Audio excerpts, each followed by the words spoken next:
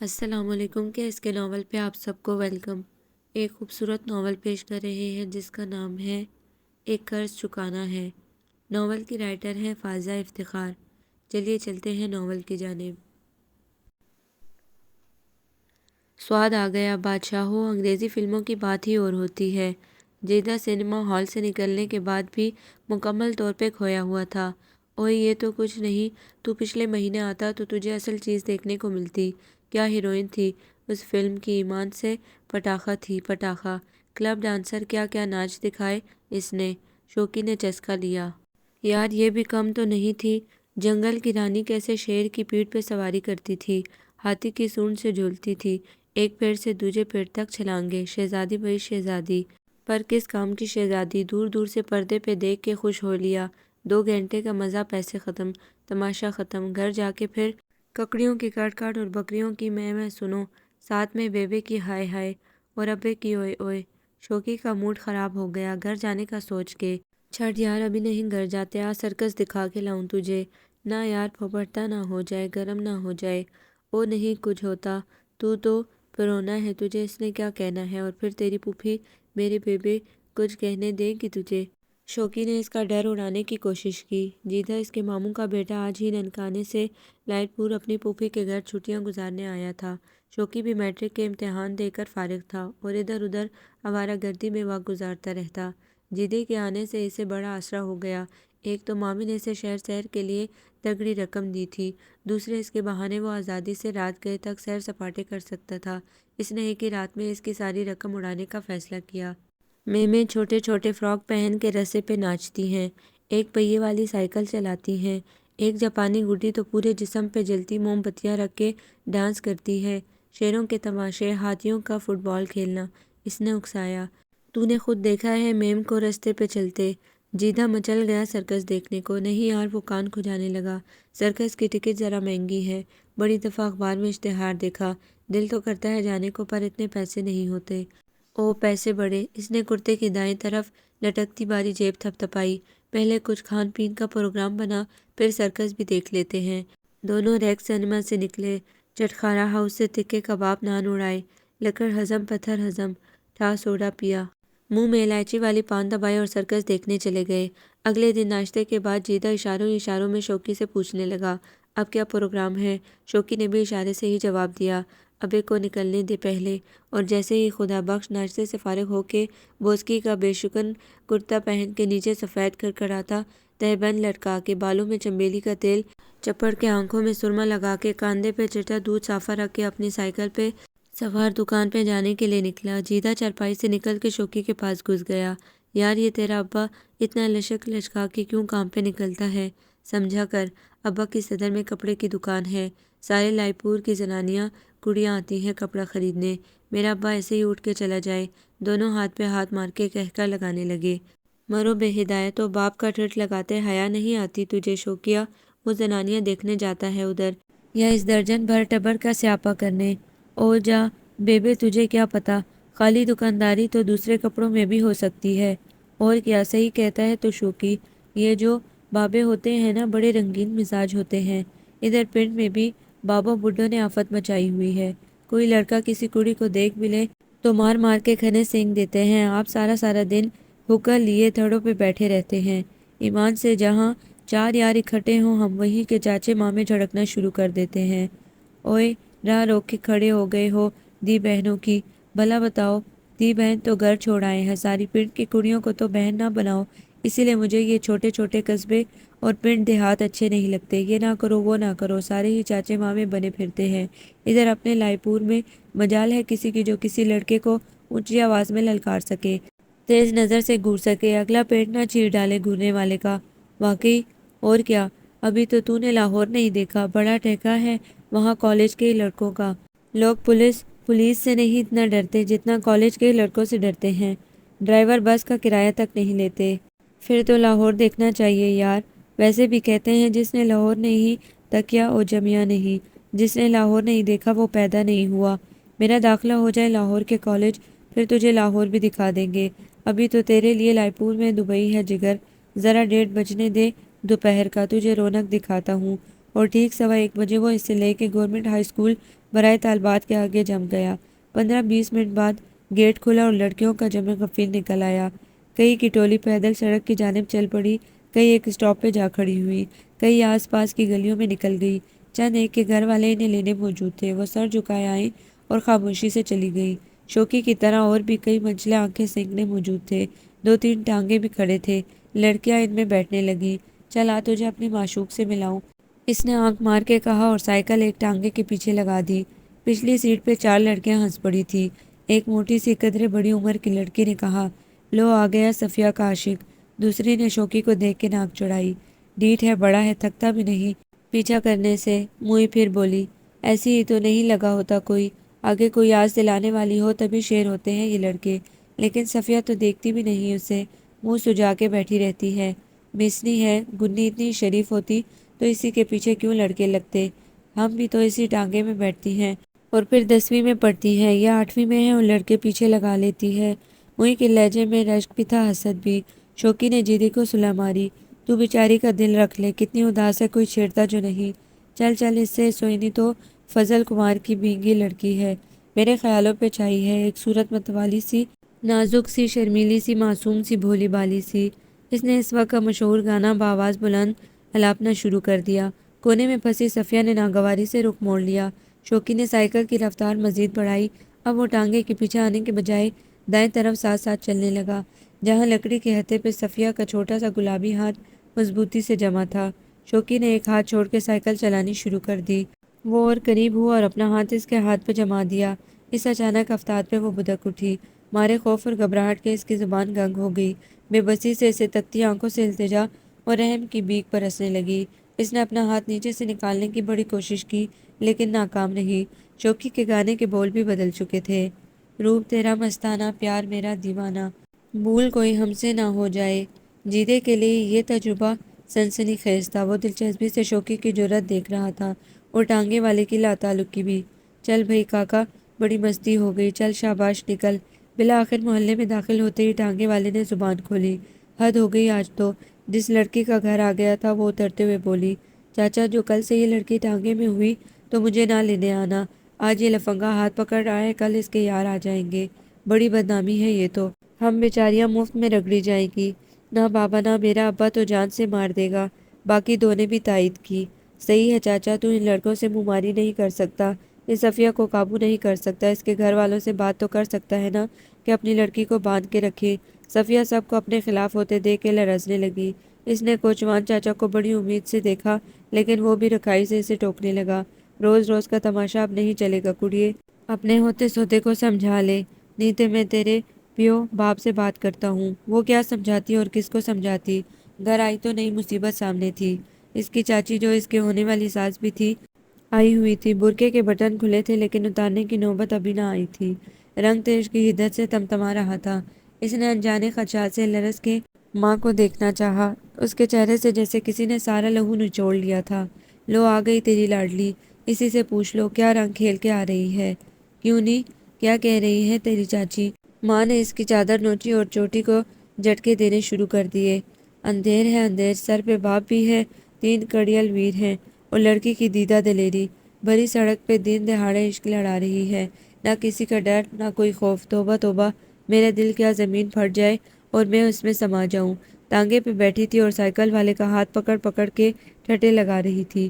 وہ بے غیرت میراثی بنا اونچی اونچی آواز میں واہیات گانے گا رہا تھا۔ سارے لائل پور نے مفت کی فلم دیکھی۔ چچی کے تفصیلی بیان کی تصدیق کوچوان نے کر دی، جس نے اگلے دن اسے اسکول چھوڑنے سے معذرت کر لی۔ اسے اب اسکول ویسے بھی کس نے جانے دینا تھا، لیکن یہ نیا واقعہ ابا کو پھر سے مسترد کر گیا۔ وہ جو ساری رات اس سے پیٹتے رہنے کے بعد سویرے ذرا کمر ٹکانے لیٹا ہی تھا، کوچوان کے جانے کے بعد پھر سے اس کی دھلائی کرنے لگا۔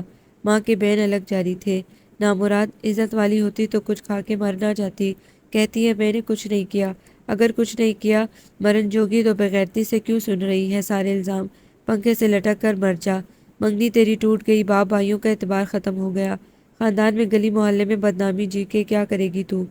ادھر دوسرے دن بھی جب شوکی کو صفیہ نظر نہ آئی تو جھنجھلا گیا، کدھر مر گئی میری کبوتری، وہ تجھے لفٹ کب کراتی تھی جو تو مچل رہا ہے، چھوڑ اسے۔ جیدے کو 4 دنوں میں ہی شہر کی ہوا لگ گئی، یار اچھی لگتی تھی ڈری ڈری، सहमी सहमी कबूतरी चलो ना सही, लड़कियों की कमी है कोई। 150 तांगा चलता है शहर में और हर तांगे में 8 लड़कियां किसी के पीछे भी साइकिल लगा लेंगे। चल आज तुझे मोहम्मद दीन का मुर्ग पुलाव खिलाऊं। खैर तो है, 12 बजने वाले हैं, सोने का इरादा नहीं किया? कोसर ने शौहर को पहले कभी रात गए तक टीवी देखते नहीं पाया था। खैर कैसी, जिसका जवान बेटा आधी रात तक घर ना लौटे उसे नींद आ सकती है भला? चौधरी शौकत हुसैन ने 10वीं बार घड़ी पर नज़र डालते हुए उकताए हुए लहजे में कहा। खैरी सलाह, ऐसी क्या बात हो गई? कोसर को इसकी हद से बड़ी हुई सख्ती, वो भी जवान जहान बेटे के लिए ज़रा पसंद न थी। मुंडा कंडा लड़का बाला है, यारों के साथ फिल्म देखने गया है, सारा हफ्ता तो पढ़ाई में लगा रहता है, एक दिन ज़रा घूम फिर लेता है तो आपकी जान पे बन आती है। आ जाता है खैर से 12 बजे तो फिल्म ख़त्म होती है, आते आते कुछ देर तो लगेगी। तुम्हारे जैसी बेफिक्र माई ही लड़कों को बर्बाद करती हैं। ज़रा 1 मिनट बैठ के ये देख मेरे साथ, अगर हिम्मत है तो। इन्होंने रिमोट से चैनल बदल बदल के दिखाए। अजीब वहशी से मर्द और जन नंग धड़ंग बदन लिए बंदरों की तरह नाच रहे थे। कोसर गाल पीटने लगी। देख लिया, ये देखता है वो आधी रात को जाग के। मैंने मना भी किया था केबल लगवाने को, तुम्हें खुद चस्का पड़ रहा था इंडिया के ड्रामे देखने का, इसलिए जिद करके लगवा दी। खुद तो तुम 9-10 बजे अपनी पसंद के ड्रामे देख के सो जाती हो, वो ये खराफात देखता रहता है। मुझे तो आज पता चला है क्या कुछ दिखाते हैं ये अंग्रेज़ी चैनल। बस मैं आज ही ये तार खींच के अपने कमरे में ले जा रहा हूँ। देखना हो तो पाकिस्तानी चैनल देख लिया करे। तो अपने कमरे में ले जाने की क्या तुक, अब खुद देखेंगे। कोसर ने मशकूक नज़रों से देखा। बेवकूफ़ औरत, तार कटवा सकता हूँ लेकिन मोहल्ले में बेइज्जती हो जाएगी। लोग कहेंगे चौधरी साहब 4 महीने फीस ना दे सके केबल वाले की। वो बिगड़ के बोले तो वो चुप हो गई। मेन डोर में चाबी घूमने की आवाज़ आई। जमान शौकत अंदर दाखिल होते ही माँ बाप को इस वक्त जागता पाके परेशान हो गया। अम्मी अब्बू खैरियत, आप यहाँ क्यों बैठे हैं? तुमसे फिल्म की स्टोरी सुनने के लिए बैठे हैं। बाप ने तंजिया हनकारा भरा। वो कुछ ना समझने के से अंदाज में देखने लगा। खैर से कौन सी फिल्म देखी है? जी तेरे प्यार में। कोसर ने मजीद सवालात और जवाबात का माहौल पैदा होने से पहले ही दोनों की तवज्जो हटाई। खाना लगाऊं पुत्र?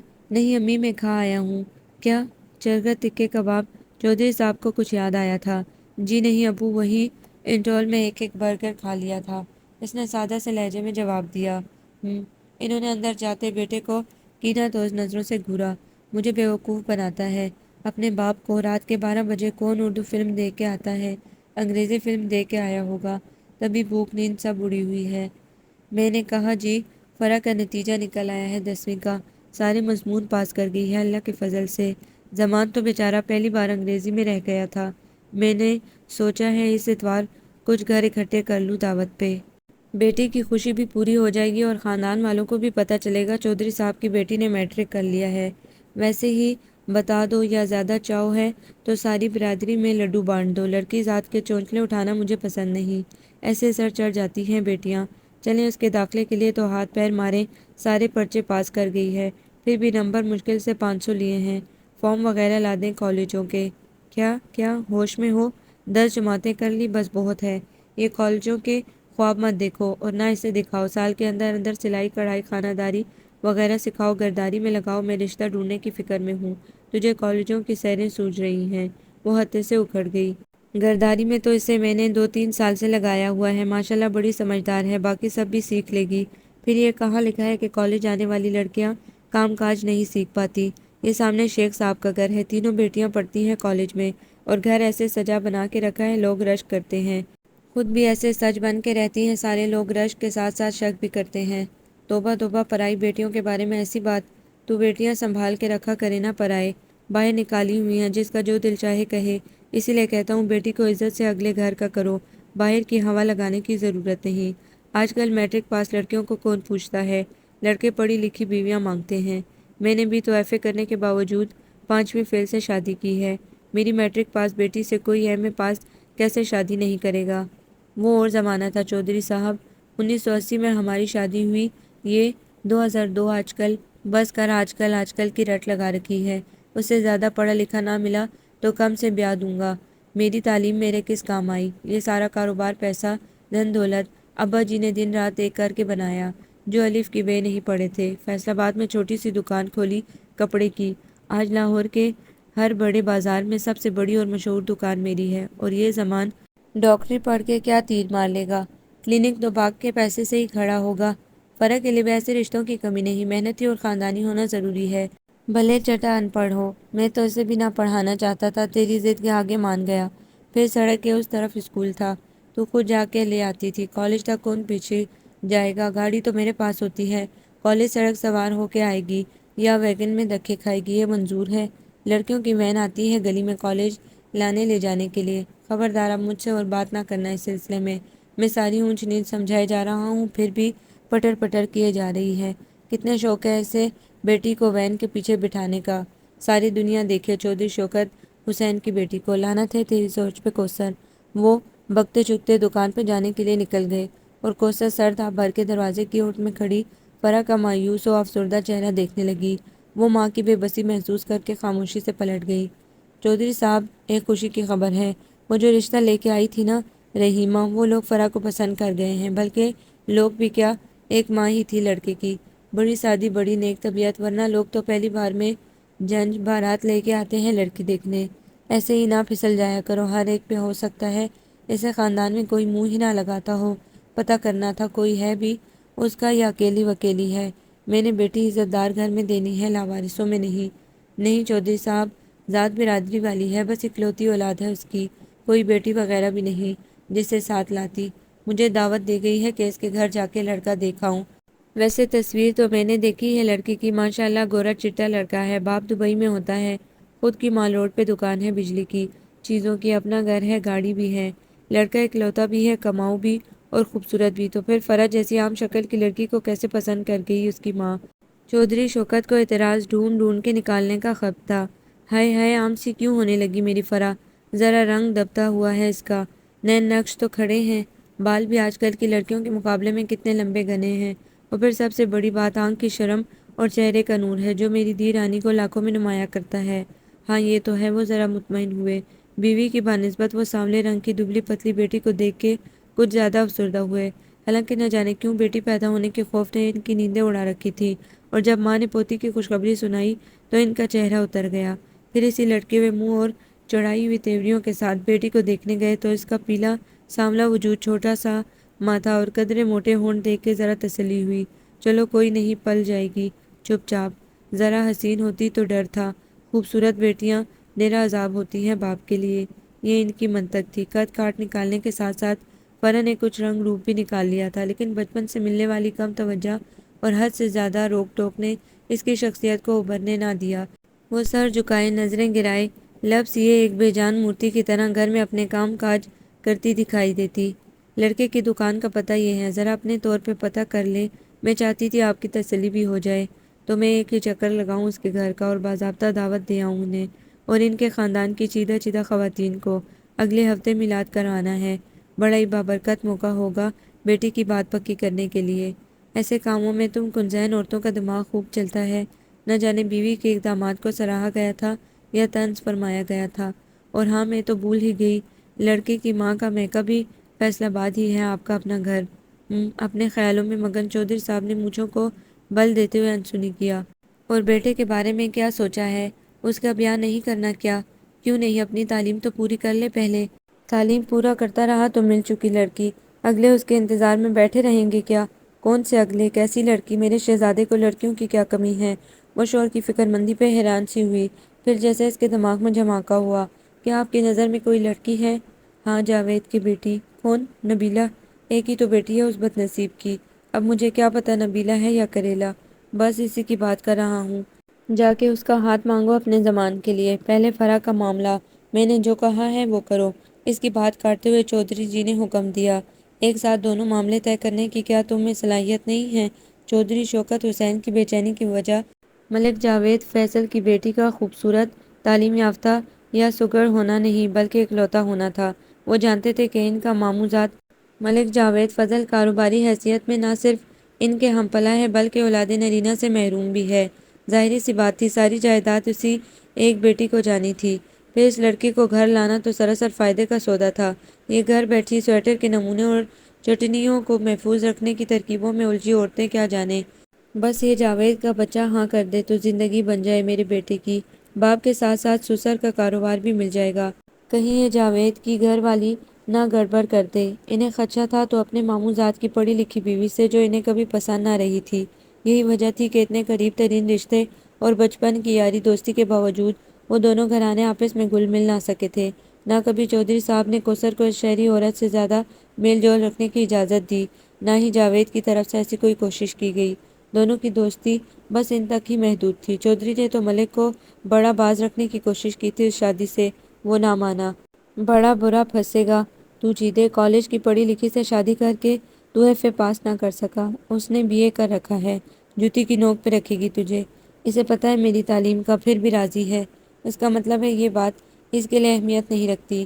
پھر بھی تو خاندان یا محلے میں ہی کوئی دیکھ لیتا، سیدھی سادی سی لڑکی جو تیرے روب میں بھی رہتی، اسے روب میں رکھ کے مجھے کیا ملے گا؟ میری بیبے ساری عمر ابا کے ٹھڈوں کی زد پہ رہی، کیا فائدہ ہوا اس سارے عذاب سے مجھے؟ پڑھی لکھی بیوی کم از کم میری اولاد تو سنوار دے گی، میں تو چاہ کے بھی نہ پڑھ سکا۔ اب آگے اگلی نسل تو کچھ حاصل کر لے۔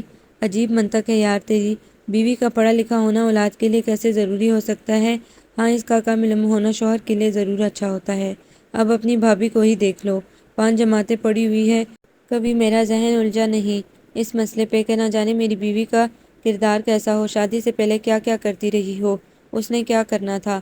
12 سال کی عمر سے بھی پہلے گھر بیٹھ گئی، نہ گلی کی شکل دیکھی نہ محلے کی، کالج بازار تو بہت دور کی بات تھی۔ 4 سال ماں نے گھر کے کاموں سے سر نہ اٹھانے دیا، ہانڈی بھوننے، چادریں کاڑنے، سویٹر بننے اور برتن مانجنے میں لگی رہی۔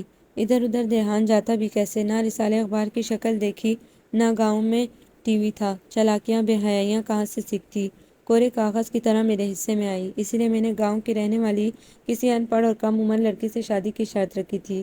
بھائی میرے، تو نے جو کیا اپنے لیے بہتر سوچ کے ہی کیا ہوگا، میں جو بھی کر رہا ہوں سوچ سمجھ کے ہی کر رہا ہوں۔ اس نے چودھری کو زیادہ بحث کرنے کا موقع ہی نہ دیا۔ چودھری شوکت حسین کا خدشہ درست ثابت ہوا تھا۔ کوثر اگلے دن منہ لٹکائے واپس آئی تھی۔ انہوں نے تو صاف انکار کر دیا، چودھری جی، بھابھی رخسانہ کے تو بل ہی نہ دور ہو رہے تھے ماتھے کے۔ بھائی جاوید نے پھر بھی سلیقے سے ٹالا کہ ابھی نبیلہ پڑھ رہی ہے، وہ تو اس کا داخلہ کالج میں کرا رہے ہیں، تو نے کہنا تھا کہ ہمیں لڑکی ایسے ہی قبول ہے، آگے پڑھانے کی ضرورت نہیں۔ وہ فرع نہیں ہے جس پہ آپ اپنی مرضی چلا لیتے، پرائی بیٹی ہے، ان کے ماں باپ کی مرضی، چاہے کالج بھیجیں چاہے یونیورسٹی۔ اوہو، تو پھر یہ کہہ کے دیکھنا تھا کہ ابھی کم از کم منگنی کر لیں، 1-2 سال بعد شادی بھی ہو جائے گی، پڑھ لے جتنا مرضی۔ لیکن انہوں نے تو صاف کہہ دیا کہ ابھی نبیلہ بہت چھوٹی ہے، فی الحال وہ اس کی شادی کے بارے میں سوچ بھی نہیں سکتے۔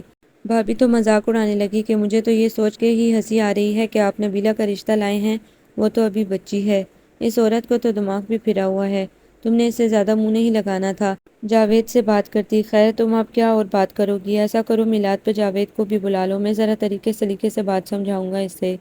کوثر نے میلاد پہ مدعو کرتے ہوئے تمام رشتہ دار خواتین کو مطلع کر دیا تھا کہ اس موقع پر ان کی بیٹی فرح کے متوقع سسرال والے بھی آئیں گے اور رضامندی کی رسم باضابطہ طور پر ادا کی جائے گی، اس لیے تمام لوگ خاص اہتمام سے شریک ہوئے۔ یوں تو میلاد میں مرد حضرات کم ہی شرکت کرتے ہیں، لیکن موقع کی مناسبت کا دھیان رکھتے ہوئے قریبی رشتہ رکھنے والے مرد بھی مدعو تھے۔ رخسانہ کو خاندان کی دیگر خواتین کی طرح دیر سے آنے کی عادت نہیں تھی، وہ ہر تقریب میں دیے گئے وقت کے مطابق ہی شرکت کرتی تھی، لہٰذا جب جاوید اور رخسانہ کی آمد ہوئی، ہال کمرے میں کوثر، فرح اور اس کی چند سہیلیوں کے علاوہ 2-3 پڑوسی خواتین سپارے پڑھ رہی تھیں، وہ بھی علیگ سلیگ کے بعد سپارہ کھول کے بیٹھ گئیں۔ چونکہ خاندان کا کوئی فرد تاخیر سے آنے کی عادت کی وجہ سے اب تک نہ پہنچا تھا، اس لیے ماں سے منسلک وہ کمرہ فی الحال خالی تھا جسے مردوں کے لیے مخصوص کر دیا گیا تھا۔ چودھری شوکت حسین نے اس موقع کو غنیمت جانا اور جاوید سے پھر وہ بات چھیڑ دی۔ ان کا ارادہ تھا کہ وہ گیر گار کے اسے یہ رشتہ قبول کرنے پہ مجبور کر دیں گے، لیکن ملک جاوید فضل نے سلیقے سے بات ٹالنا چاہی۔ یار تو میرا بچپن کا دوست ہے، بھائی ہے، لیکن مجھے بہت افسوس سے کہنا پڑ رہا ہے، یہ تمہیں اب تک یہ اندازہ نہیں ہوا کون سی بات کس موقع پر کرنی چاہیے۔ ہم تمہاری بیٹی کی خوشی میں شریک ہونے آئے ہیں، تم وہ مسئلہ چھیڑ کے بیٹھ گئے ہو جس کا حتمی جواب میں کچھ دن پہلے بھابھی کو دے چکا ہوں۔ بار بار یہ ذکر کرنے سے کیا فائدہ، بیٹیوں والوں کو یوں مجبور نہیں کرتے۔ مجبور کب کر رہا ہوں، تم کوئی غیر ہوتے تو اس انکار کو تمہارے حق جانتے ہوئے خاموش ہو جاتا، لیکن برسوں کی یاری دوستی کا بھی کوئی حق بنتا ہے، مجھے اصل وجہ پتہ چلنی چاہیے تمہارے انکار کی۔ میں نے انکار نہیں، معذرت کی تھی میرے بھائی، میری بچی ابھی کم عمر ہے، 15-16 سال کی ہوگی، اسی مہینے فرسٹ ایئر میں داخلہ لیا ہے، شادی تو دور کی بات، ابھی 2-3 سال تک میں اس کے رشتے کے بارے میں بھی نہیں سوچنا چاہتی، 20-22 سال کی عمر میں دیکھیں گے۔ فرح پورے سال کی ہے اور نبیلہ مجھے یاد پڑتا ہے اس سے کچھ مہینے بڑی ہی ہے۔ آخر میں بھی تو بیٹی کی بات پکی کر رہا ہوں، سال بعد اسے بیاہ بھی دوں گا۔ ایک باپ کا یہی فرض ہوتا ہے۔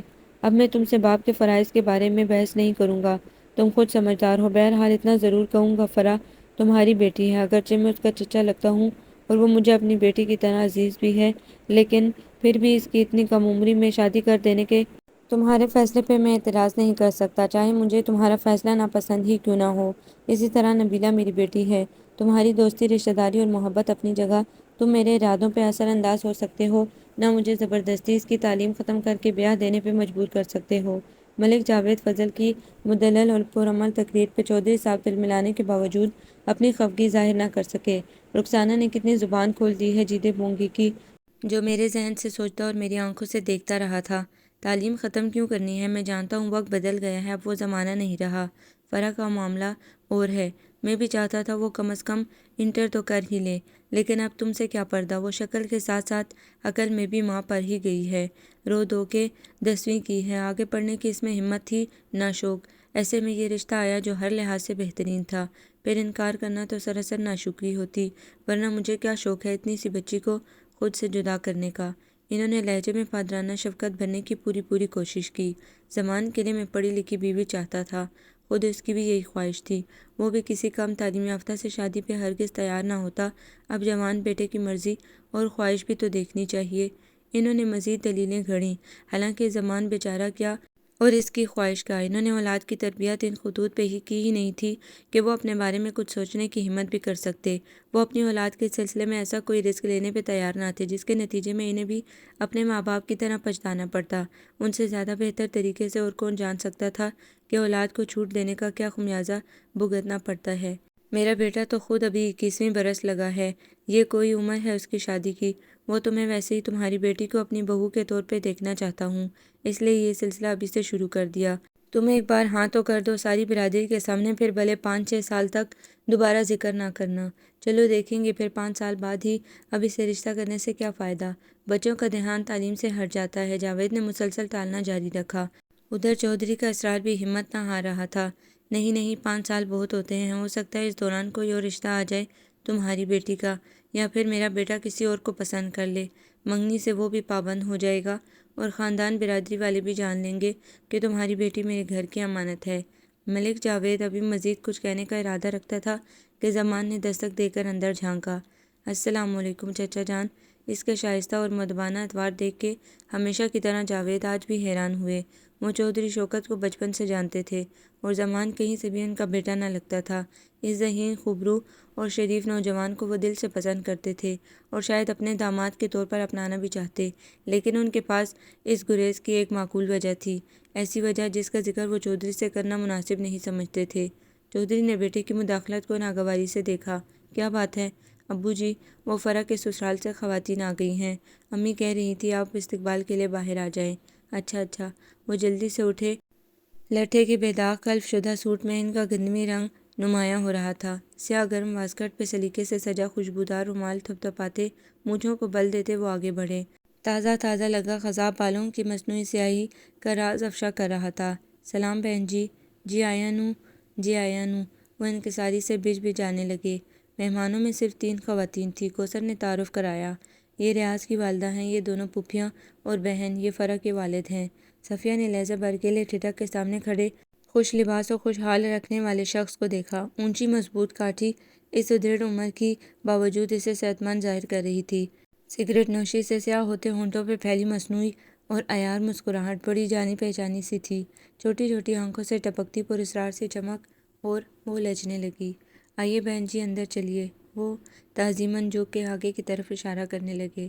گریبان کا اوپر والا بٹن کھلا تھا اور جھریوں بھری کھال پہ 3 انچ لمبا زخم کا نشان صاف نظر آنے لگا۔ گردن کے اس نشان نے صفیہ کا شبہ یقین میں بدل دیا۔ فیصل آباد کے حوالے ناموں کی مماثلت، رخسار کے کٹ، خبیث سی مسکراہٹ، اور اب اس نشان نے اسے باور کرا دیا کہ یہ وہی شخص تھا جس نے اتنے سالوں اسے برزخ میں جلائے رکھا۔ اس کے قدم من بھر کے ہو گئے۔ اتنے لوگوں کی موجودگی اسے پلٹنے سے روک رہی تھی۔ نہ چاہتے ہوئے بھی وہ حال میں آ گئی جہاں میلاد کرنے والی بی بی پرسوز آواز میں نعت خوانی کر رہی تھی۔ یار تو نے فرح کی ساس دیکھی؟ اندر آتے ہی چودھری صاحب نے جاوید سے بڑے اشتیاق کے ساتھ پوچھا۔ سلام تو کیا تھا، لیکن پتہ نہیں 3 خواتین میں سے کون سی تھی؟ کیوں کوئی خاص بات؟ خاص بات تو اس عورت میں تھی یار، لگتا ہی نہ تھا جوان بیٹے کی ماں ہے۔ بالی سی عمر لگ رہی تھی، بھرپور جوانی چہرے سے آنگ آنگ سے پھوٹتی جا رہی تھی۔ چودھری نے تصور کی آنکھ سے ہی صفیہ کی بادامی چادر میں ڈھکے وجود کا آنگ آنگ دیکھ لیا تھا۔ ہاں ہوتی ہیں کچھ خواتین ایسی ہی، کم عمری میں شادی ہو گئی ہوگی۔ ملک جاوید نے زیادہ دلچسپی نہ لی، لیکن چودھری کے حواسوں پہ تو وہ سنجیدہ سا بے عزوی چہرہ، گھبراہٹ کا تاثر لیے بڑی بڑی بادامی آنکھیں اور گورے گورے ہاتھ سوار تھے، جن پہ عمر نے کچھ اثر نہ ڈالا تھا۔ یوں بھی اس کی عمر 30-32 سے زیادہ نہ لگتی تھی، ہو سکتا تھا زیادہ عمر کی ہو، لیکن لگتی اتنی ہی تھی۔ چلو اچھا ہے، شوگر لگا رہے گا، آنا جانا تو رہے گا ہی، ہم بھی دل پشوری کر لیا کریں گے۔ شرم کرو شوکت، وہ تمہاری بیٹی کی ہونے والی ساس ہے، تمہاری داماد کی ماں۔ جاوید کو اس کی بات غصہ دلا گئی تھی۔ میری تو ساس نہیں، نہ میری ماں ہے، شرم کیسی؟ اتنا گداز بدن، خوبصورت چہرہ، شرابی آنکھیں دیکھنے کے لیے ہی تو ہیں، اور میں دیکھ رہا ہوں، اس میں کیا برائی ہے؟ ہائے ہائے، پرانی شراب کا نشہ بن پیے ہی چڑھ رہا ہے، تمہاری یہ حرکتیں۔ ملک جاوید فضل کی برداشت سے باہر ہو گیا۔ انہی حرکتوں کی وجہ سے میں نے انکار کیا تھا اس گھر میں اپنی بیٹی دینے سے۔ جہاں عورت کی عزت نہیں، وہاں عورت کا مقام بھی نہیں ہونا چاہیے۔ چودھری کا نشہ اتر گیا، شاید غلط موقع پہ غلط بات کہہ دی ہے۔ او یار، غصہ کیوں کرتا ہے؟ تو جانتا ہے میری عادت، ایسے ہی بڑبڑ کرتا رہتا ہوں، مطلب کچھ نہیں ہوتا، اور پھر میرا بیٹا زمان ایسا نہیں ہیرا ہے۔ ہیرا؟ تجھے اس سے مطلب ہونا چاہیے۔ نہیں چودھری، بیٹیوں والے ہر طرف نظر رکھتے ہیں، لڑکی صرف لڑکے سے ہی نہیں، ایک خاندان سے وابستہ ہوتی ہے، اس خاندان کے ہر فرد سے کوئی نہ کوئی رشتہ ہوتا ہے اس کا، لیکن جہاں ہر رشتے کی دھجیاں اڑتی ہو وہاں کیا مطلب؟ وہ ٹھٹکے۔ مطلب یہ شوکت حسین کہ میری یادداشت اتنی کمزور نہیں۔ یاد ہے تمہاری شادی کے موقع پہ میری اماں کو بھابھی کوثر کی چھوٹی بہن زلیخا پسند آئی تھی، وہ اس کا رشتہ لے جانا چاہتی تھی میرے لیے، لیکن میں نے منع کر دیا، اس لیے نہیں کہ مجھے وہ پسند نہیں تھی، میں نے تو کبھی غور سے اسے دیکھا تک نہیں تھا۔ میرے انکار کی وجہ تم تھے، اپنی منگنی کے بعد تم آ کے مجھے جو تذکرے سناتے تھے، انہوں نے مجھے یہ فیصلہ کرنے پہ مجبور کیا۔ تمہاری منگیتر کو تو تم سے پردہ کرا دیا گیا تھا، اور سالی تصور شوق سے تم سے باتیں کرنے بیٹھتی تو تم نہ صرف اس کا ناجائز فائدہ اٹھاتے اور مذاق مذاق سے اس سے ہاتھا پائی تک اتر آتے، بلکہ دوستوں کی محفلوں میں بیٹھ کے سرعام سالی کے حسن و جوانی کے قصیدے پڑھتے۔ اس کی عمر اتنی لچکیلی ہے، ہاتھ اتنے گداز ہیں، بازو اتنے سڈول۔ جب اماں نے میرے سامنے زلیخا کا نام لیا تو میں نے انکار کر دیا۔ میں سوچ بھی نہ سکتا تھا کہ ایسی لڑکی کو بیوی بنانے کے بارے میں جس پہ میرے دوست نے کبھی غلط نظر ڈالی ہو، جو اس کے بارے میں سستے جذبات رکھتا ہو، ایک ایسی لڑکی کے بارے میں جس سے اس کا بڑا قابل احترام رشتہ تھا، جو اسے بھائی جان کہہ کے پکارتی تھی۔ ان پرانی باتوں کو کھولنے کا کیا مقصد ہے؟ وہ عمر ہی ایسی ہوتی ہے، ہر لڑکی اچھی لگتی ہے، تم کون سے پارسا تھے، ہر کام میں میرے ساتھ شریک رہے ہو۔ چودھری نے شرمندہ ہوئے بغیر اسے بھی گھسیٹ لیا۔ میں مانتا ہوں ہماری بڑی یاری دوستی رہی ہے، ساتھ ساتھ کئی مستیاں بھی کی ہیں، ہنگامے بھی۔ اس عمر میں صنف نازک سے دلچسپی ایک فطری سی بات تھی، لیکن تم ایمانداری سے تجزیہ کر کے بتاؤ کہ یہ دلچسپی کہاں تک تھی، اور تم نے اس دلچسپی کی حدود کہاں تک پھلانگی ہیں؟ کچھ عمر کا تقاضا، کچھ نیا شہر آنے کا خمار، اور کچھ تمہاری صحبت۔ میں نے بھی کئی نادانیاں کی، لیکن گاؤں کی مٹی کا اثر تھا جس نے رشتوں کی پاسداری کا دھیان نہ ختم ہونے دیا۔ تم خود بتاؤ کہ کیا میں نے کبھی چچا، ماموں، تائی کی کسی بیٹی کو غلط نظر سے دیکھا؟ تم نے کسی رشتے کی بہن کا لحاظ نہ کیا، ہر شادی بیاہ پہ خوب چھیڑ چھاڑ کی، اپنے سگے بڑے بھائی کی بیوی کو تم آتے جاتے تاڑنے سے باز نہ آتے تھے۔ مجھ میں کم از کم اتنی شرم تو تھی کہ رشتوں کے تقدس کو سمجھتا بھی تھا اور ان کا احترام بھی کرتا تھا، اور پھر شادی کے بعد، خصوصاً بیٹی پیدا ہونے کے بعد تو میں نے کسی غیر عورت کی طرف دیکھا تک نہیں۔ میں قسم اٹھا سکتا ہوں، لیکن کیا تم حلفیہ کہہ سکتے ہو کہ میری یہ تمام باتیں غلط ہیں؟ بیٹی کا باپ بن کر بھی تم میں غیرت اور شرم نہ پیدا ہوئی، بیٹی والے گھر میں بھی تم شراب پینے سے نہ ہچکچاتے۔ کیا میں نہیں جانتا بھابھی کوثر آئے دن گھریلو ملازمہ کیوں تبدیل کرتی رہتی ہیں؟ کیا میں نہیں جانتا تمام برادری کی عورتیں تمہارے گھر آنے سے کیوں ہچکچاتی ہیں؟ چھوڑ یار، بھول جا پرانی باتیں، میں اب ویسا نہیں رہا۔ چودھری اس کا کڑوا سچ سن کے شرمسار ہو رہا تھا۔ نہیں شوکت، میں کبھی نہیں بھول سکتا تمہارا وہ مقولہ کہ ماں وہ جس نے مجھے پیدا کیا، بہن وہ جسے میری ماں نے پیدا کیا، اور بیٹی وہ جسے میں نے پیدا کیا، باقی سب صرف عورتیں ہیں۔ تمہاری یہ بات میں کبھی نہیں بھول سکتا، اسی لیے میں نے اپنی بیٹی کا رشتہ تمہیں دینے سے انکار کیا تھا۔ تم بار بار میری انکار کی وجہ جاننا چاہ رہے تھے تو سنو۔ میں کہنا تو نہیں چاہتا تھا، لیکن تم نے مجھے مجبور کر دیا ہے یہ کہنے کے لیے۔ چودھری شوکت حسین، میں اپنی بیٹی کو کسی ایسے گھر میں رخصت نہیں کر سکتا جہاں ایک ہوس کا مارا بڈھا اس کی پاکیزگی کو اپنی گندی نظروں سے داغدار کرتا رہے، جو اپنے گندے بدبودار تعفن کا شکار ذہن میں اس کے بکر کو تراشتا رہے۔ ملک جاوید فضل غصے اور غیرت سے کپکپاتی آواز میں اس کے منہ پہ تانوں کا تماشا کستا ہوا باہر نکل گیا۔ شرمندہ شرمندہ سے چودھری کی کسیاہٹ پہ غصہ غالب آ گیا، لیکن جیسے ہی انہوں نے پلٹ کے بغلی دروازے پہ استادہ جوان بیٹے کو دیکھا، مارے شرم اور توہین کے احساس سے وہ زمین میں گڑ کے رہ گئے۔ زمان کی نظریں آج ان کے سامنے احترام اور خوف سے جھکی ہوئی نہیں تھی، بلکہ ان میں ملامت تھی، نفرت تھی، غصہ تھا۔ صفیہ نے شوقی کو پہلی بار تب دیکھا تھا جب وہ نئی نئی 8ویں کلاس میں گئی تھی۔ وہ تانگے میں بیٹھ کر کوچوان چاچا کا انتظار کر رہی تھی، جو گیٹ پہ جمع ہجوم میں سے اچک اچک کر تماشا دیکھنے کی کوشش کر رہا تھا۔ ہائے کتنی گرمی ہے، پسینے بہہ رہے ہیں، اور چاچا پتہ نہیں کیا دیکھ رہا ہے اتنے شوق سے۔ تجھے نہیں پتہ صفیہ، وہ جو 9ویں کلاس کی مسرت ہے نا، اس کے پیچھے بڑے دنوں سے چودھریوں کا لڑکا لگا ہوا تھا، گھر تک پیچھا کرتا تھا، رک کے پھینکتا تھا۔ آج مسرت کے بھائیوں کے قابو آیا ہوا ہے، مار مار کے اس کا بھرتا بنا رہے ہیں۔ شکیلہ نے اسے بتایا تو اس نے بھی ذرا سا اٹھ کے صورتحال کا جائزہ لینے کی کوشش کی۔ مسرت کے دونوں بھائی آپے سے باہر ہو رہے تھے۔ کئی لوگوں نے بڑی مشکل سے انہیں قابو کر کے پیچھے کیا۔ بس کرو منڈیو، کیا جان سے مارنا ہے اسے؟ ایک دو نے اس لڑکے کو ہجوم سے نکالا۔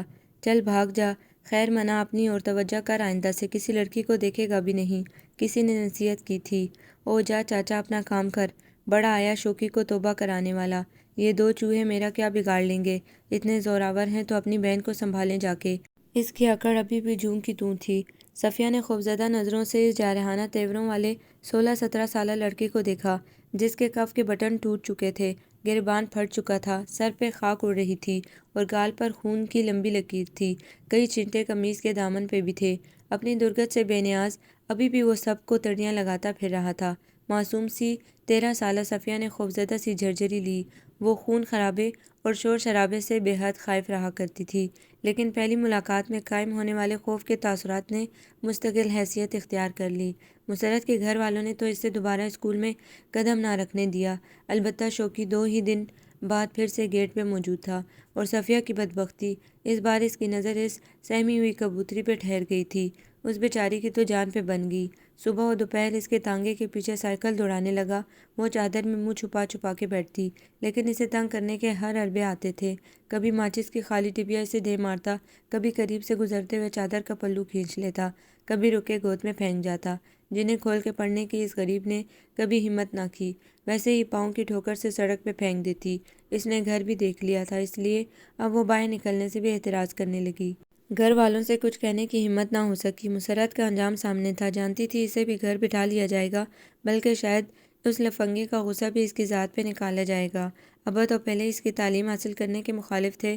یوں سولی پہ لٹکے کئی ہفتے ہو گئے اور بالآخر وہ واقعہ پیش آیا جس نے تابوت میں آخری کیل ٹھونکی۔ وہ اس قصے کا انجام چاہتی تھی، مگر اس طریقے سے نہیں جیسا کہ ہوا۔ اس دن شوقین نے حد کر دی۔ بڑی سڑک پہ دیدہ دلیری اور بے حیائی کی انتہا کرتے ہوئے اس کا ہاتھ تھام لیا۔ وہ تانگے پہ بیٹھی سسک رہی تھی، اور اس کا لرزتا کانپتا ہاتھ سائیکل چلاتے شوقی کی گرفت میں تھا۔ لوگ رک رک کے یہ منظر دیکھ رہے تھے، اور اپنے اپنے طور پہ اندازے لگانے کی کوشش بھی کر رہے تھے۔ انہی بے شمار لوگوں میں اس کی چچی اور ان کا بیٹا بشیر علی بھی تھا۔ بشیر علی اس کا بچپن کا منگیتر، جس کی آنکھوں کی پتلیوں میں یہ منظر ہمیشہ ہمیشہ کے لیے قید ہو گیا۔ چچی نے اس کے گھر آ کے ہنگامہ کر دیا۔ وہ کئی دن باپ اور بھائیوں سے پٹتی رہی۔ جسم کی چوٹوں کی ٹیسیں تو ہفتے 2 ہفتے تک ستاتی رہیں، لیکن دل پہ لگے تانوں اور کوسنوں کے چرخے آج 28 سال بعد بھی کچوکے لگاتے تھے۔ سب نے اپنے اپنے طریقے سے بھڑاس نکال لی تھی، بس ایک بشیر علی دل کی دل میں لیے بیٹھا تھا۔ اسے ابھی صفیہ سے بازپرس کا شرعی و اخلاقی حق جو نہیں تھا، منگنی توڑ نہیں سکتا تھا کہ معاملہ وٹے سٹے کا تھا۔ اس کی بہن 3 سال پہلے سے ان لوگوں کے گھر آ چکی تھی۔ ہر حال میں اس رسوائے زمانہ مشکوک کردار کی لڑکی کو اپنانا ہی تھا۔ پھر دیر کس بات کی، چچی نے رخصتی کا شور مچا دیا۔ باپ نے بوجھ کی طرح 14 سالہ بیٹی کو بھائی کے گھر پھینک دیا، جہاں گن گن کے بدلے لیے گئے۔ بشیر علی کو رہ رہ کے وہ منظر یاد آتا اور وہ صفیہ کے نازک ہاتھوں کو بھاری جوتوں سے کچل کے رکھ دیتا۔ اس کی روئی روئی آنکھیں دیکھ کے صبح چچی کو جلال آ جاتا۔ پلے میرے شہزادے کی بندی ہے، ٹسوے اسی سائیکل والے کے لیے بہاتی ہے۔ میرا ہیرون جیسا بیٹا رل گیا۔ وہ چمٹے اور لوہیوں کے بے دریغ استعمال اس کی سوکھی چمرخ کمر اور ناتواں پسلیوں پہ کرتی۔ یہاں سے دھتکاری جاتی تو میکے میں اور بھی ستم توڑے جاتے۔ بھائیوں نے منہ پھیر ہی لیے تھے، بیاہی بہنوں نے بھی ملنا جلنا ترک کر دیا۔ ماں بدظن تھی تو باپ نے مرتے دم تک منہ دیکھنے کی قسم کھا رکھی تھی۔ وہ ہر طرح سے بے آسرا تھی، کوئی پرسان حال نہ تھا۔ 2 سال تک مشق ستم کا نشانہ بنائے رکھنے کے بعد بشیر دبئی چلا گیا اور اسے اپنی ماں کے حوالے کر گیا، جس نے ہر ممکن کوشش کی بیٹے کی کمی کا ازالہ کرنے کی۔ وہی تھپڑ، وہی کونسے، وہی ڈنڈے، وہی گالیاں۔ چند ماہ بعد اس نے ریاض کو جنم دیا۔ جینے کا کچھ آسرا پیدا ہو گیا۔ بشیر تو جا کے بھول ہی گیا تھا، وہ جانتی تھی کہ اس نے وہاں شادی کر لی ہے جسے خفیہ رکھا جا رہا ہے۔ شاید وٹے سٹے کی وجہ سے صفیہ جان کر بھی انجان بنی رہی۔ اسے کسی سے کچھ غرض نہ تھی سوائے اپنے بیٹے کے، لیکن اب وہ بڑے ہوتے بیٹے کے باشعور ہونے سے ڈرنے لگی تھی۔ وہ اس ماحول میں پرورش پا رہا تھا جہاں اس کی ماں کی بد کرداری اور بد چلنی کو ضرب المثل کی حیثیت حاصل تھی، جہاں صبح و شام اس کی آوارگی کے قصے سنائے جاتے تھے۔ اسے یہ سوچ کر ہی وحشت ہوتی تھی کہ اس کے خلاف الزام تراشیوں میں مصروف لوگوں میں اس کے بیٹے کا اضافہ بھی ہونے والا ہے۔ خدا بڑا کارساز ہے۔ ابھی ریاض 6 برس کا تھا کہ اس کے سسر کا انتقال ہو گیا۔ ساس فالج کا شکار ہو گئی۔ اس عرصے میں پہلی بار بشیر پاکستان آیا۔ اس کے بھائیوں میں سے کوئی بے زبان اور بے حس و حرکت ماں کی ذمہ داری اٹھانے کے لیے تیار نہ تھا۔ مکان بیچا گیا۔ بشیر نے اپنے حصے کی رقم سے لاہور میں ایک گھر بنایا۔ بیوی بچے اور ماں کو وہاں چھوڑ کے پھر سے دبئی سدھار گیا۔ اس کی آنکھوں میں بے اعتباری کے رنگ اب بھی واضح تھے، لیکن رویے میں ایک لاتعلقی سی آ گئی تھی۔ صفیہ اب ہر چیز سے بے نیاز تھی۔ ساس کی زبان بند ہو چکی تھی، اسے کوئی خطرہ نہ رہا تھا۔ وہ خوف خدا کے پیش نظر مقدور بھر اس کی خدمت کرتی۔ نندوں نے بھی ماں کو مکمل طور پہ اس کے رحم و کرم پہ دیکھتے ہوئے طعنے بازی بند کر دی، لیکن گریز اور نفرت ہنوز برقرار تھا۔ بیٹا باشعور ہوتے ہی باپ کی عدم موجودگی کے بارے میں استفسار کرنے لگا تو وہ چپ ہو گئی۔ جانتی تھی کہ اس کی ذات پہ لگا بے اعتباری کا داغ کردار پہ پڑے شک کے چینٹے کبھی بھی اس شخص کو اس کے قریب نہ آنے دیں گے جو اس کے بچے کا باپ ہے، اس کا شوہر ہے، اس کا سائبان ہے، جس کی محض نام کی چھاؤں میں وہ زندگی گزار رہی ہے۔ اور اس ساری بربادی کا ذمہ دار صرف وہ بدکماش آدمی تھا جس نے محض اپنی آوارگی کی تسکین کے لیے اس کی معصوم زندگی کو داؤ پہ لگا دیا، اور آج تقدیر پھر اسے سامنے لے آئی تھی اس کی ہونے والی بہو کے باپ کی حیثیت سے۔ 28 سال کا وقفہ بہت ہوتا ہے کچھ بھلانے کے لیے، لیکن زندگی کے پے در پہ بے رحم تھپڑوں نے صفیہ کو نہ تو اس واقعے کی تلخی کم کرنے کا موقع دیا، نہ اس منحوس چہرے کو بھولنے کا۔ اگرچہ چودھری شوکت حسین اب عمر کے تقاضوں کے مطابق خاصا بدل چکا تھا، پھر بھی اسے پہچاننے میں صفیہ کو نہ دقت ہوئی تھی نہ وقت لگا۔ نوعمر سا شوقی اب 46-47 سالہ چودھری صاحب بن چکا تھا۔ چریرا بدن اب بھاری ہو گیا تھا، صاف گندمی رنگت بھی قدرے گہری ہو گئی تھی۔ بے ترتیبی سے بکھرے گھنے بال خاصے جھڑ چکے تھے۔ مونچھوں نے چہرے پہ روب پیدا کر دیا تھا، لیکن رخسار پہ لگا گہرا کٹ جو اسے اور لوفرانہ انداز بخشتا تھا وہی تھا چھوٹی چھوٹی آنکھوں میں چمکتی ہوس سے بھرپور چمک۔ عورت کو دیکھ کے متجسس انداز میں متحرک ہونے والی پتلیوں کی عیاری وہی تھی، اور سب سے بڑھ کے گلے پہ وہ لمبا سا نشان۔ وہ سائیکل چلاتا ہوا اکثر ہی قمیض کے بٹن کھولے رکھتا۔ گردن اور سینے کے درمیان وہ زخم دور سے نمایاں ہوتا تھا جو یقیناً کسی اور جھگڑے کی یادگار ہوگا۔ میٹرک میں پڑھنے والی باجی فرخندہ نے جو اس کے ساتھ آنگے میں جاتی تھی بڑی نفرت سے کہا تھا، اس طرح لڑ مر کے بچپن گزارنے والے لڑکوں کو جوانی بہت کم نصیب ہوتی ہے۔ کسی لڑکے کے بھائی نے منہ توڑنے کی کوشش کی ہے تو کسی نے گلا کاٹنے کی۔ کسی دن کوئی اپنے ارادوں میں کامیاب ہو بھی جائے گا یا پھر یہ کسی پولیس مقابلے کا شکار ہو جائے گا۔ یہ پیشگوئی سراسر غلط ثابت ہوئی تھی۔ نہ تو کسی بدنصیب لڑکی کے غیرت مند بھائی کو توفیق ہوئی اسے ختم کرنے کی، نہ ہی وہ پولیس کے ہاتھ لگا، بلکہ وہ تو آج ایک باعزت اور معزز شخص کی حیثیت سے اس کے سامنے تھا۔ اس کا تو کچھ نہ بگڑا تھا، زندگی تو صفیہ کی برباد ہوئی تھی۔ نہ میکے کا مان تھا، نہ سسرال کا آسرا۔ کسی سنگین جرم کی طرف سے نکاح کے پردے میں لپیٹ کر سسرال کی کوٹری میں قید کر دیا گیا تھا، جہاں ملنے والی سزا آج اتنے برسوں بعد بھی کم ہوتی نظر نہ آ رہی تھی۔ 14 سال کی عمر میں بیاہی جانے والی خالی سلیٹ سا دل لے کر بشیر علی کے آنگن میں اترنے والی صفیہ اب بھی شوہر اور ساس کی نظر میں مشکوک تھی۔ بیٹے کے سوالوں سے گھبرا کے ایک بار اس نے بشیر سے لوٹنے کی منت کرنے کی ہمت کی تھی۔ جواب میں اس کی طنزیہ ہنسی نے اس کے کانوں میں تیزاب انڈیل دیا۔ شکر کرو تمہارے سر پہ موجود نہیں، تمہیں کھیل کھیلنے کی پوری آزادی ہے۔ میری ماں کی بھی زبان بند کرا دی تو نے۔ تعویذ گنڈے کرا کے اب مجھے کس لیے بلا رہی ہے؟ اپنے تازہ ترین کارنامے دکھانے کے لیے بول۔ ریسیور اس کے ہاتھ میں لرز گیا تھا۔ اس کے بعد 10 سال بیت گئے۔ اس نے کبھی شوہر سے بات کرنے کی خواہش نہ کی تھی۔ اس کی جوانی بے داغ تھی، یہ صرف خدا جانتا تھا۔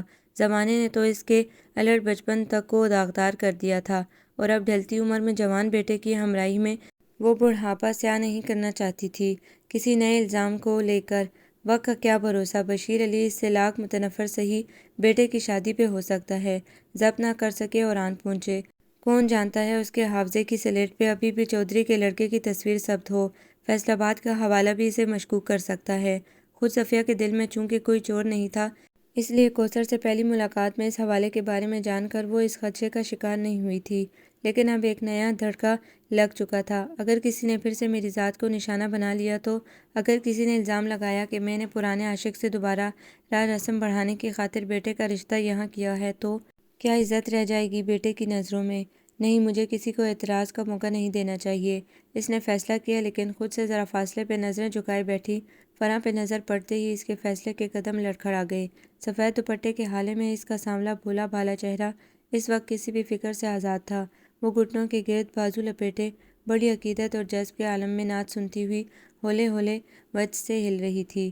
کیا جواز ہوگا اس معصوم کے پاس اپنے ٹھکرائے جانے کا؟ اپنی ذات کو مسترد کیے جانے پہ وہ کیا کیا دلیلیں پیش کرے گی؟ اپنی بے گناہی کے قصور اس شخص کا ہے، سزا پھر سے ایک صفیہ کو ملے گی، پھر سے ایک لڑکی الزامات و شکوک کے زد میں ہوگی۔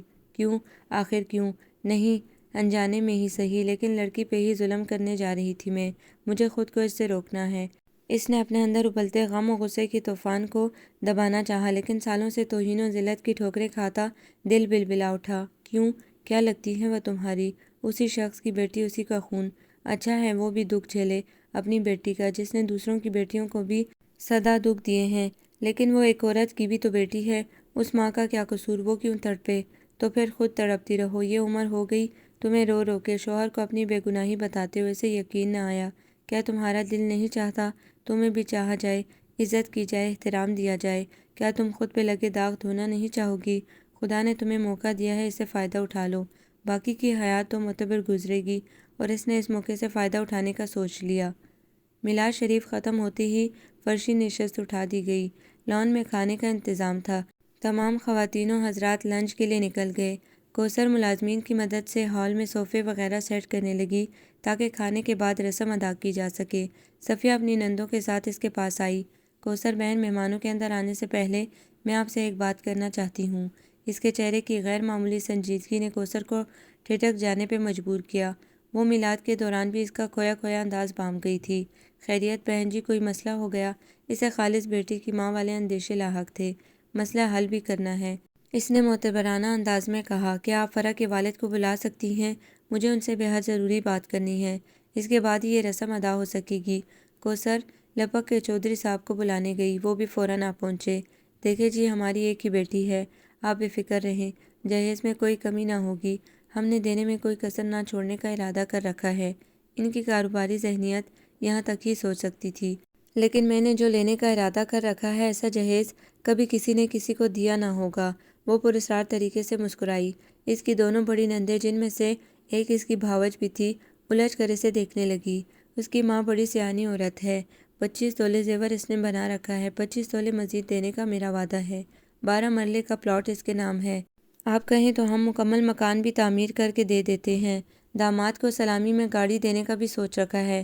باقی ٹی وی، فریج، فرنیچر، اے سی، مائکرو ویو، یہ سب تو لازمی ہوتا ہے۔ آپ کی مزید کوئی فرمائش ہے تو حکم کریں، چودھری شوکت حسین اپنی حیثیت سے بڑھ کے پوری کرے گا۔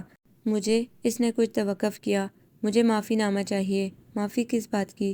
دونوں میاں بیوی ٹکر ٹکر ایک دوسرے کا منہ دیکھنے لگے۔ میری دونوں نندوں کے سامنے تم مجھ سے ہاتھ جوڑ کے معافی مانگو گے، انہیں بتاؤ گے کہ میرا دامن بالکل صاف ہے، میں محض تمہاری آوارگی کے شوق میں برباد ہوئی ہوں۔ تمہیں انہیں یقین دلانا ہے کہ 28 سال پہلے فیصل آباد کی سڑک پہ ہونے والے تماشے میں میرا کوئی حصہ نہیں تھا۔ میں تم جیسے آوارہ مزاج کے ساتھ کبھی بھی وابستہ نہیں رہی تھی۔ تمہیں انہیں یہ یقین دلانا ہے اور یہ میری ساس اور میرے شوہر کے سامنے میری بے گناہی کی گواہی دے گی۔ اس کی دونوں نندیں کچھ سمجھنے اور کچھ نہ سمجھنے کی درمیانی حالت میں تھی، جبکہ کوثر مکمل بے خبری کی کیفیت میں منہ کھولے اس عورت کی الجھی ہوئی گفتگو سن رہی تھی۔ اس نے اسی بونگے پن سے شوہر کی جانب دیکھا، جس کے چہرے پہ ایک رنگ آ رہا تھا اور ایک رنگ جا رہا تھا۔ اگرچہ وہ ابھی تک صفیہ کو پہچان نہیں پایا تھا، لیکن فیصل آباد کی سڑکوں پہ 28 سال پہلے اس نے کیا کیا تماشے کر رکھے تھے یہ اسے اچھی طرح یاد تھا، اور اس وقت اس عورت کے یوں حوالہ دینے پہ وہ گڑبڑا گیا تھا، لیکن عافیت اسی میں تھی کہ وہ انجان بنا رہتا۔ بی بی، آپ کس قسم کی باتیں کر رہی ہیں؟ اس کے انداز تخاطب میں تبدیلی آ گئی اور لہجہ بھی بدل گیا تھا۔ آپ اپنے بیٹے کا رشتہ کرنے آئی تھیں غالباً، اور نہ جانے کیا الٹی سیدھی۔ آپ کی طبیعت مجھے ٹھیک نہیں لگتی۔ اس نے یوں کہا جیسے کہہ رہا ہو آپ کا دماغ مجھے ٹھیک نہیں لگ رہا۔ کوثر نے بھی منہ بگاڑ لیا۔ ایسے میں صفیہ کی بڑی نند شمیم، جو کچھ معاملہ بھام گئی تھی، آگے بڑھی۔ تمہارا خیال ہے چودھری ہم لوگ تمہیں بھول جائیں گے؟ تمہاری شکل بلانے والی ہے۔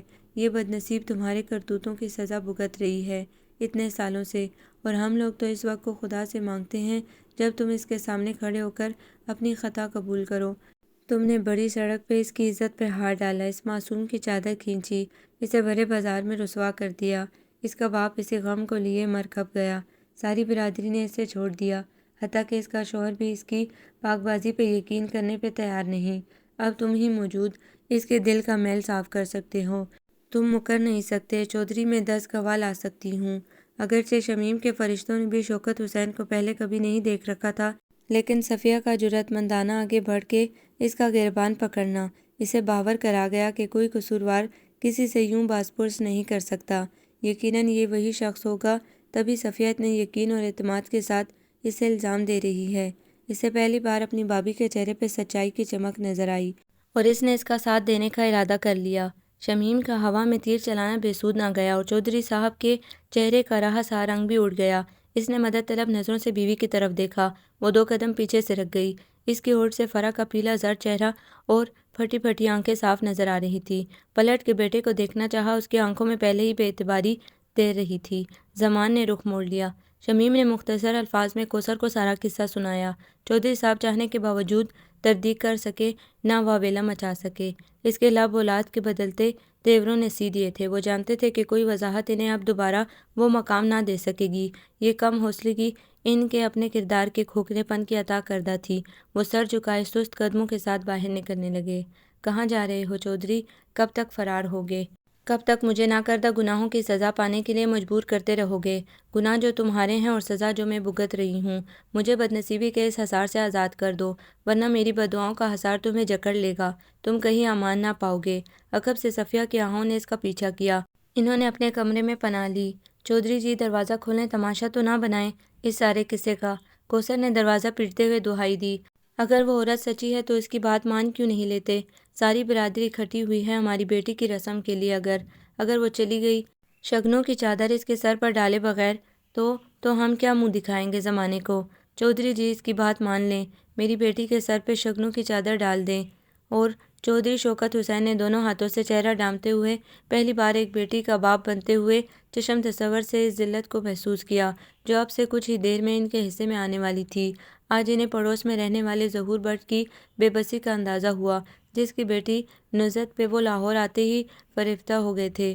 ہوم اکنامکس کالج میں پڑھنے والی نصرت بٹ کو دیہاتی بیک گراؤنڈ سے تعلق رکھنے والے دیال سنگھ کالج کے اوسط درجے کے طالب علم سے رتی بھر دلچسپی نہ تھی، بلکہ وہ تو اس لوفرانہ انداز رکھنے والے لڑکے سے ٹھیک ٹھاک چڑھتی تھی۔ لاہور شہر کی نئی نئی ہوا لگنے سے شوکت حسین کی جوانی اور بھی بپھر چکی تھی، فطرت مزید بے لگام ہو چکی تھی۔ اس کی حرکتیں کسی شریف گھرانے کی لڑکی کو اس سے نفرت اور کراہیت پہ تو مجبور کر سکتی تھی، محبت پہ نہیں۔ اور پھر وہ فیصل آباد کی کوئی سیدھی سادی دبو سی لڑکی تو نہ تھی جو کسی لڑکے کے آوازیں کسنے پہ سہم سمٹ جائے، پیچھا کرنے پہ گھر میں بند ہو جائے۔ اس نے تو پورے محلے کے سامنے اسے جھاڑ پلا کے رکھ دی۔ گنڈا، بدماش، سڑک چھاپ، آوارہ کتا، بے غیرت جانور، نہ جانے کون کون سے القابات دے دیے۔ اس لمحے بے عزتی سے پیچوتاب کھاتے 21 سالہ شوکت حسین نے صرف یہ سوچا کہ ان سارے القابات کے بدلے میں اسے صرف ایک ٹائٹل نصرت پہ سجانا ہے، بد چلن بد کردار۔ اس کے لیے صحیح وقت بھی چن لیا اس نے۔ ٹھیک اس دن جب شام کو اس کی بارات آنے والی تھی، اس کے سسرال میں فرضی محبت نامے پہنچ گئے، اور آج چودھری شوکت حسین کو احساس ہو رہا تھا کہ بیٹیوں کی باراتیں واپس لوٹ جائیں تو باپ کے لب کیسے سل جاتے ہیں دنیا کے سوالوں کے جواب میں، اور اگر ان سوالوں میں سے کچھ سوال بیٹی کے کردار پہ بھی انگلی اٹھاتے ہوں تو۔ اور میری بیٹی تو میرے ہی کردار کی عزت میں آ رہی ہے۔ دنیا باپ سے سوال کرتی ہے اگر اس کی اولاد میں ذرا سا بھی عیب دیکھے تو، لیکن میں تو دنیا کا وہ واحد باپ ہوں جس کی اولاد اپنے باپ کی برائیوں کی وضاحت پیش کرتی پھرے گی۔ انہیں اپنے ابا کے جھکے شانے، شکستہ قدم اور شرمسار نگاہیں یاد آنے لگیں۔ جب ہر بار ان کے کسی کارنامے کی دادا ابا کے سامنے پیش ہوتی تو یہ کاندھے مزید جھک جاتے اور نظریں کچھ اور بھی زمین میں گھڑ جاتی۔ جب وہ باپ بنے تو انہیں اس وقت سے خوف محسوس ہونے لگا جب انہیں بھی اپنی اولاد کی وجہ سے تنا و سینہ ڈھیلا کر کے چلنا پڑتا۔ اس احساس سے بچنے کے لیے وہ بیٹی کے ساتھ ساتھ بیٹے پہ بھی جا بے جا پابندیاں عائد کرتے چلے گئے۔ اور یہ تو سچ ہے کہ چور کبھی اپنے بیٹے کو چور نہیں بنانا چاہتا، قاتل کبھی اپنے بیٹے کو قتل کرنے کے گر نہیں سکھاتا۔ انہوں نے بھی بیٹے کو کوئی موقع نہ دیا دوسرا شوکت حسین بننے کا۔ اس میں بھی ان کا اپنا مفاد تھا۔ جوانی میں جو کچھ بھی کیا تھا، کچھ اپنے کائیں پن کی وجہ سے اور کچھ قسمت اچھی ہونے کی وجہ سے زیادہ شہرت نہ مل سکی ان کے کارناموں کو۔ کبھی الزام آتا بھی تو چند وضاحتوں کے ساتھ دھل جاتا۔ اب وہ نہیں چاہتے تھے کہ اس عمر میں آ کے اولاد کے ہاتھوں ذلیل و خوار ہوں۔ زمان کی ہر حرکت پہ ان کی کڑی نظر تھی۔ لوگ بیٹیوں کو اس قدر سختی سے نہیں پالتے آج کل جتنا کہ انہوں نے بیٹے کے ساتھ سختی روا رکھی، اور بیٹی، اس سے تو وہ سدا خوفزدہ ہی رہے۔ خاندان میں ہونے والی تقریبات میں بھی اس کا جانا ممنوع تھا۔ گھر کے اندر بھی اسے سر کھلا رکھنے کی اجازت نہ تھی۔ اسکول لانے اور لے جانے کی ذمہ داری کوثر نے نبھانے کا وعدہ کیا تو 10 جماعتوں تک پڑھنے کی چھوٹ بھی مل گئی، ورنہ ان کا بس چلتا تو باہر کی ہوا تک بیٹی کو نہ لگنے دیتے۔ اور وہ بیٹی جسے اتنا سیند کے رکھا تھا، جس کے کردار و پاکیزگی کو وہ دنیا کے سامنے فخر سے پیش کرنا چاہ رہے تھے، آج وہ بیٹی ان کے اپنے کرتوتوں کی سیاہی کی لپیٹ میں آ رہی تھی۔ ان کے گھناؤنے کردار کی متعفن جیل میں صفیہ نے ایسا پتھر دے مارا تھا کہ غلیظ چھینٹے فرق کے اجلے آنچل تک جا پہنچے تھے۔ وہ بیٹا جس کے سامنے وہ ہمیشہ خود کو آئیڈیل بنا کے پیش کرتے رہے، آج اس کے سامنے ہی جاوید نے چہرے سے وہ خوشنما نقاب نوچ لیا تھا اور ان کا چہرہ تمام تر سیاہیوں سمیت جوان بیٹے پہ عیاں ہو گیا تھا۔ اور میں اب یہ چہرہ کیوں ڈھانپے ہوئے ہوں؟ انہوں نے لرزیدہ ہاتھ چہرے سے ہٹاتے ہوئے خود سے سوال کیا۔ میں اس اندھیرے کمرے میں کس لیے پناہ لیے بیٹھا ہوں؟ انہوں نے بے جان وجود کو کھڑا کرنے کی کوشش کی۔ اب میں کس سے چھپ رہا ہوں اور کیوں؟ انہوں نے لڑکھڑاتے ہوئے قدم آگے بڑھایا۔ میری اپنی اولاد میرے ہی اعمال نامے سے شرمسار نہ جانے کیسے دنیا کا سامنا کر رہی ہے، اور میں یہاں چھپا بیٹھا ہوں۔ مجھے اپنے حصے کی ذلت خود اٹھانی ہے، اکیلے۔ ایک باپ ہونے کا اتنا فرض تو نبھانا ہے کہ اپنی اولاد کو کسی اور کے حصے کی بدنامی سمیٹنے سے بچا لوں۔ انہوں نے دروازہ کھول دیا۔ فرح ہتھیلی سے منہ دبا کے سسکیاں روکنے کی کوشش کر رہی تھی۔ کوثر نڈھال سی زمان کے سہارے کھڑی تھی۔ اس کا چہرہ انجانے خدشات سے زرد ہو چکا تھا۔ زمان کی آنکھوں میں پانی بھرا تھا اور شاید اس کا بس نہ چل رہا تھا کہ وہ اسی پانی میں کہیں غرق ہو جائے۔ دروازہ کھلنے پر اس نے رخ بدل لیا تھا۔ صفیہ کھڑی ہو گئی۔ چودھری، اگر اس خوف نے تمہیں آنے پہ مجبور کیا ہے کہ میں تم سے ملنے والی رسوائیاں تمہاری بیٹی کے دامن میں ڈال دوں تو بے فکر رہو۔ یہ ٹھیک ہے کہ تمہاری وجہ سے میرا سر ننگا ہوا باپ کے سامنے، بھائیوں کے سامنے اور شوہر کے سامنے، لیکن پھر بھی اتنا حوصلہ نہیں ہے مجھ میں کہ میں ایک بیٹی کا سر ننگا رہنے دوں، پھر چاہے وہ بیٹی تمہاری ہی کیوں نہ ہو۔ شگنوں کی چادر تو میں ضرور ڈالوں گی۔ اس کی بات پہ کوثر میں زندگی کے آثار پیدا ہوئے۔ وہ امید بھری نظروں سے صفیہ کو تکنے لگی جس کے ہاتھوں میں گوٹے سے سجا سرخ دوپٹہ تھا۔ نہیں بہن جی، چودھری کے رندے ہوئے گلے سے پھنس کے نکلنے والے یہ 2 لفظ اپنے اندر نئی زندگی لیے ہوئے تھے۔ شاید پہلے بھی کئی بار ان کی زبان سے یہ لفظ ادا ہوئے ہوں گے، لیکن زندگی سے محروم، محض بے جان، کھوکھلے اور آج معنی کی تمام تر حیات کے ساتھ یہ لفظ بہن ان کے لبوں سے آزاد ہوا تھا۔ بہن جی، پہلے ہی آپ کے بڑے قرض ہے مجھ پہ، اتنا ضرف دکھا کے مجھے اور چھوٹا نہ کیجیے۔ پہلے مجھے ایک قرض تو چکانے دیں۔ آج پہلے چودھری شوکت حسین اپنی بہن کے سر پہ چادر ڈالے گا، پھر اس کی بیٹی کے سر پہ شگنوں کا دوپٹہ ڈالے گا، کیونکہ میں نہیں چاہتا باپ کے اعمال سے شرمندہ اولاد کا جھکا ہوا سر کسی کے احسان تلے آ کے مزید جھک جائے۔ آج ہی تو صحیح معنوں میں انہیں اپنے فرائض سے آگاہی ہوئی تھی اور خود پہ لگے سود در سود قرضوں سے نجات حاصل کرنے کی فکر بھی۔ آپ کو یہ ناول کیسا لگا؟ کمنٹس میں اپنی رائے ضرور دیں۔ ہمارے چینل کو لائک کریں، سبسکرائب کریں، شیئر کریں۔